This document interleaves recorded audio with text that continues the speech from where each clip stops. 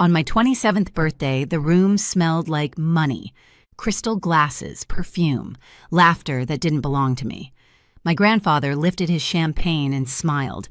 "How do you spend your $400,000 trust fund, Evelyn?" The world tilted. I blinked once, twice. What trust fund? The fork stopped clinking. My mother's hand froze mid-gesture. My father's throat moved like he'd swallowed a stone. Then Grandpa turned calm as ever. Where did the money go? His question split the air open, and in that silence, under chandeliers and fake smiles, I realized this dinner wasn't a celebration. It was an execution.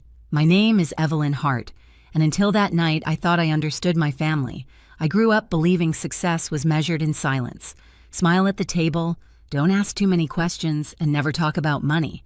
I lived in San Francisco now, far from their marble floors and polished cars, working as a freelance designer out of a small apartment in the Mission District. The walls peeled, the pipes hissed, but it was mine. I'd spend nights sketching logos while the city hummed outside, coffee cooling beside overdue bills. My parents, James and Victoria, lived 20 minutes away in Marin County, 4 bedrooms, a pool, a Tesla for each. We talked, but never about real things. Calls began with "how's work" and ended before I could answer. The last time they'd surprised me was at my college graduation. I'd walked the stage holding $70,000 in student loans and a diploma I'd earned alone. They hugged me, handed me a wrapped box, and said, "We're so proud." Inside was a hardcover book, Financial Literacy for Young Adults. I smiled for the photos. That night I cried over the sink, realizing they hadn't planned to help. Still, I kept my head down.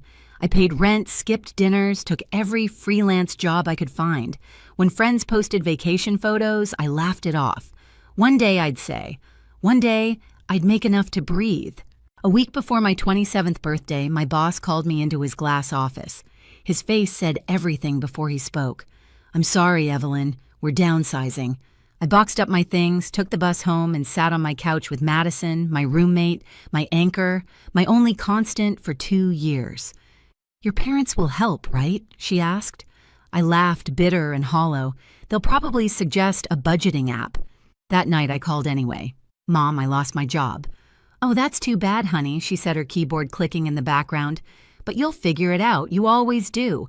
"I'm behind on rent, Mom. I don't know how." "Well, maybe this will teach you to save better. Anyway, we're making reservations for your birthday dinner, Atelier Cren, 7:30. Don't be late." "Mom, that place is $300 a plate." She laughed. "Don't be cheap, Evelyn. It's your birthday. Dress nicely." The line went dead before I could say goodbye. I stared at my reflection in the dark TV screen, tired eyes, split ends, lipstick fading. $300 a plate, I whispered. "That's half my grocery budget." Madison looked up from the couch. "You don't have to go." "Yeah, I do. In my family, skipping dinner is worse than blasphemy." So I circled the date on the calendar the way people mark the day they'll face a firing squad. The week dragged toward my birthday like a slow leak. I tried to stay busy sending resumes, updating my portfolio, but rejection emails piled up faster than I could open them. My savings account dipped under 4 digits. Every noise from the hallway made me flinch, half expecting the landlord's knock. By Friday, I'd stopped sleeping.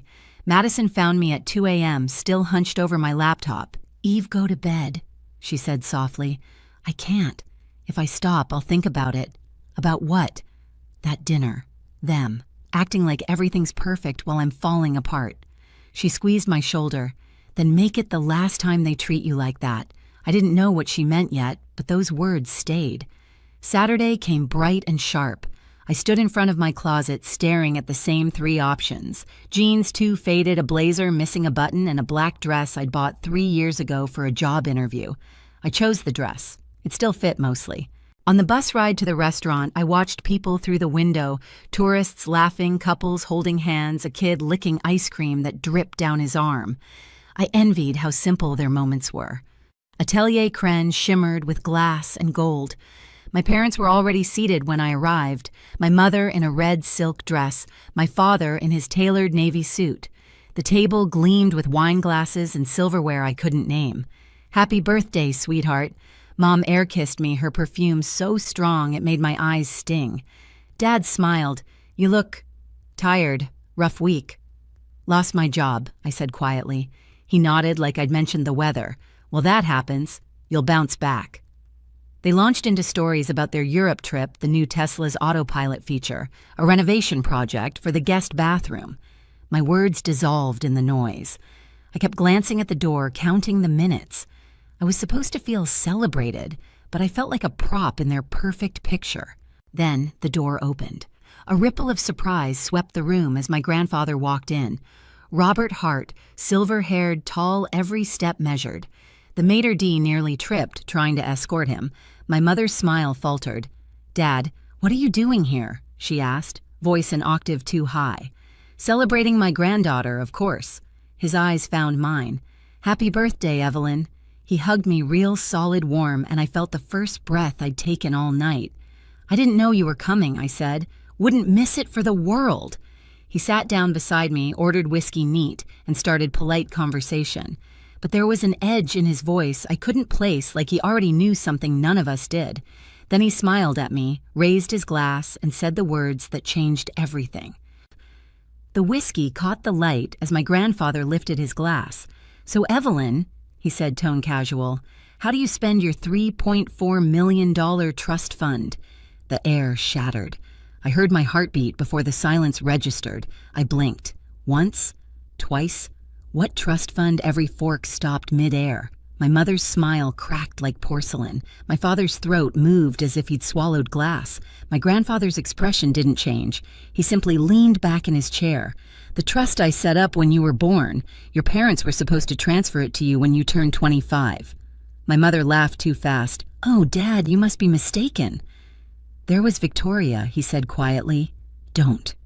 It was the first time in my life I'd seen her go still. He turned to the waiter. Private room, please. Within minutes, we were ushered away, plates half-eaten, champagne forgotten.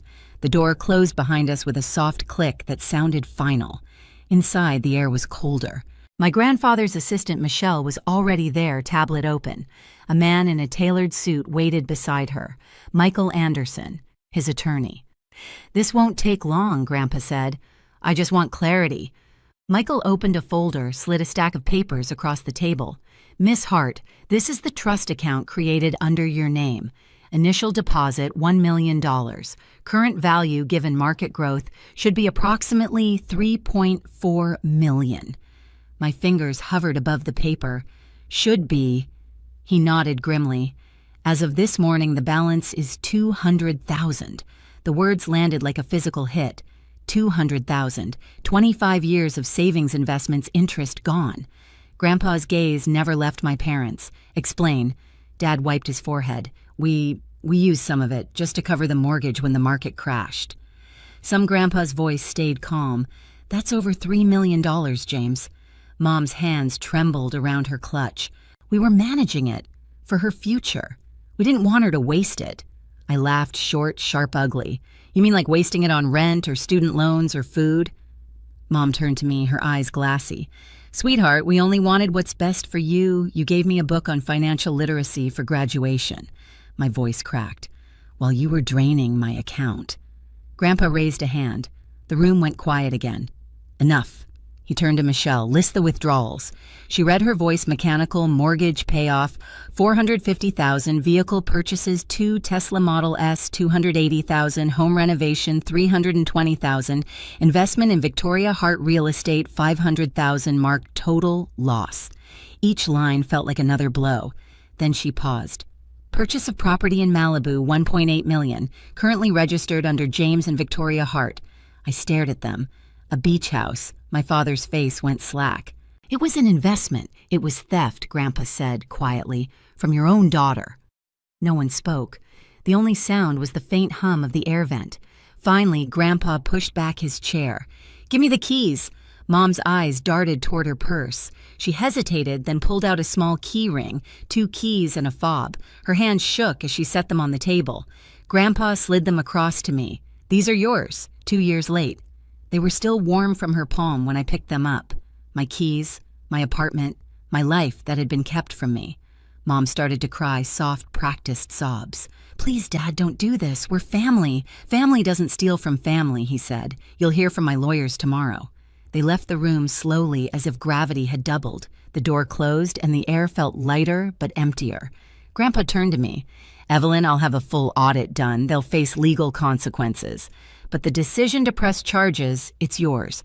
I looked down at the keys, metal cold against my skin. For years, I'd begged for scraps of approval. Now I held proof that their love had a price tag. "I need time," I whispered. "Take it," he said. "But know this, they were planning to run. Michelle found tickets to Costa Rica bought 3 days ago." My chest tightened. "They came to dinner knowing this was goodbye." He nodded, and they smiled while doing it.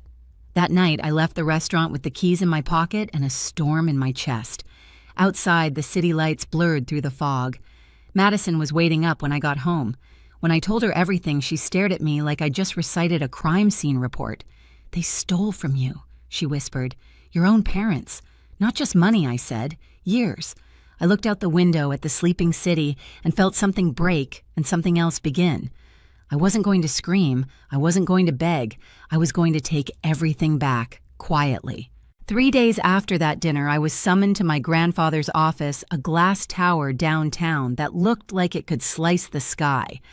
I barely slept since the night of the reveal. The words, "They were planning to run," played on loop in my head.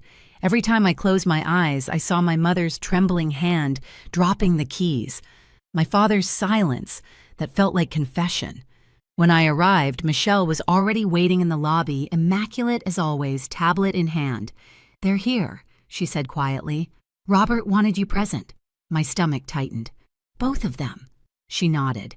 "They came to negotiate." Negotiate. That word tasted wrong.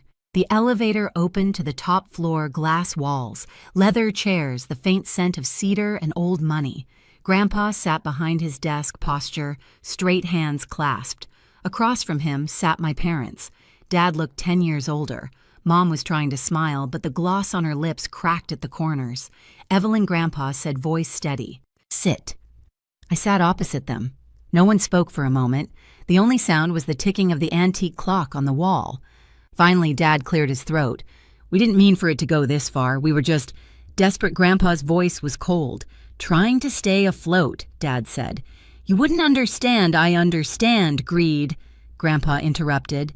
"I built an empire on recognizing it." Mom reached forward, tears already in her eyes. "We love her, Dad. We were going to tell her eventually, when, after you finish selling the Malibu house, silence." Michael Anderson, the attorney, stepped forward, setting a stack of printed bank statements on the desk. "The forensic audit is complete," he said.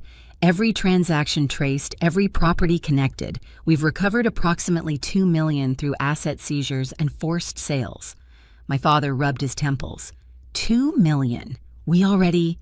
"You didn't recover it," Michael said sharply. "We did, through the law." I watched the scene from what felt like outside my own body. Every lie peeled away, every secret dragged into the light. Michelle handed me a folder. Inside were photos of my parents' purchases. The Malibu property, luxury cars, jewelry receipts, cruise bookings, all funded by my trust. "You should know what they valued more than you," she said softly. I swallowed hard. "This is enough to press criminal charges, isn't it?" "Yes," Michael replied. "Felony financial fraud and breach of fiduciary duty. Up to 10 years, Mom gasped. "Evelyn, you wouldn't please." Her voice broke like a child's, but I didn't flinch. "I didn't do this," I said. "You did." My father leaned forward, desperation bleeding through the calm facade. "We made mistakes, but prison. We're your parents." "Parents protect," I said quietly. "They don't pillage." Grandpa turned to me. "It's your choice, sweetheart." The room blurred around me, the skyline behind glass, the papers, the trembling hands across the desk. I thought of 27 years of dinners where I smiled through silence, of student loans I'd paid with ramen and overtime, of birthdays where they sent flowers but not love. I met my mother's eyes. "You left me with nothing. Now you have exactly that." The words landed like thunder. Mom's shoulders collapsed. Dad looked away, jaw clenched. Grandpa nodded once to Michael. File the necessary motions. Mom reached across the table, voice shaking. Dad, please, she's your granddaughter, and you are my daughter, he said. But there's a difference between blood and character. She began to sob real this time. It wasn't for me. It was for everything they were losing. As the lawyers finalized the papers, I stood and walked to the window. The city stretched below, cranes, cars, the slow pulse of people living their lives. I pressed my hand to the glass, the cold grounding me. For the first time in years, I wasn't small. Behind me, I heard Grandpa say, "Keys, deeds, accounts all transferred back to Evelyn, effective immediately." When I turned, Michelle handed me a slim envelope.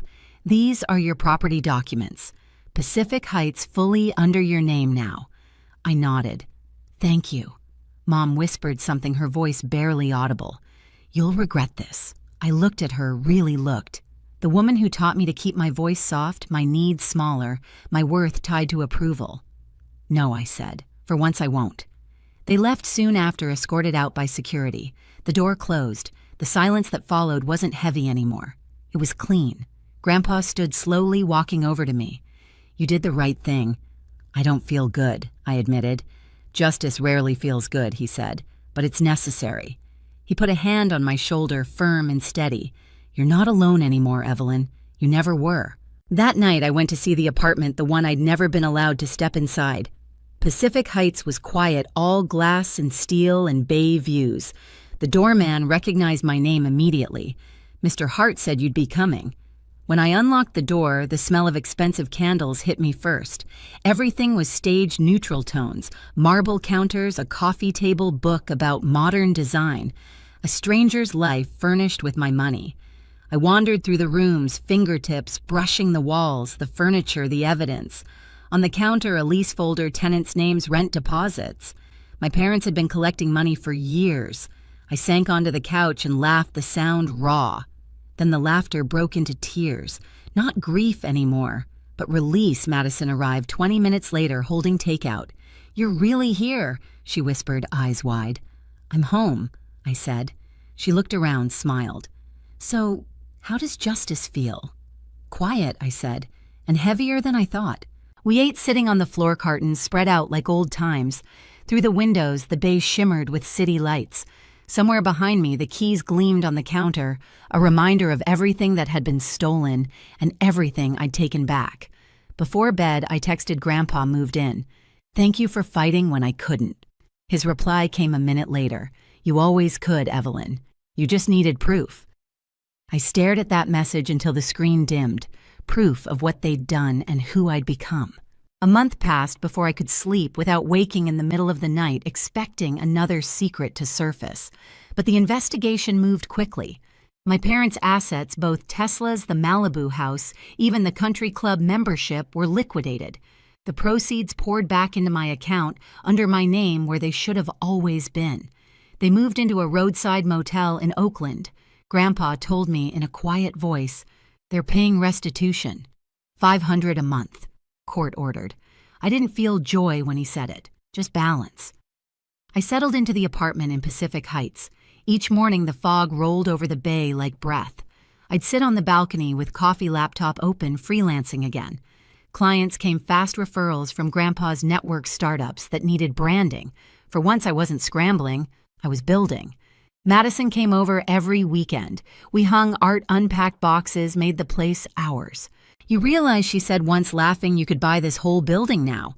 "I don't want to own more things," I said. "Just more peace." Weeks turned into months. My name was on everything now, bank accounts, titles, deeds. But it wasn't the money that settled me. It was the ownership of my life. One evening, Grandpa invited me to dinner. He looked frailer but lighter, as if some weight had lifted. "You did what I couldn't," he told me. "You drew a line." I smiled. "You taught me how." That night, driving home through the city, I passed the restaurant where it all began. Through the glass, people were laughing, toasting, unaware of how fast a family can fracture over greed. I didn't stop. Some chapters deserved to stay closed. Finally, I learned that blood doesn't always mean loyalty. My parents stole my future and called it love, but I took it back piece by piece, quietly, legally, completely. Now, when I look out over the bay, I don't see what I lost. I see what I rebuilt. If you've ever been betrayed by the people you trusted most, remember this: you can still start over stronger than before. And if stories like mine hit close to home, stay with me. The next one might sound uncomfortably familiar. Hit subscribe and don't look away.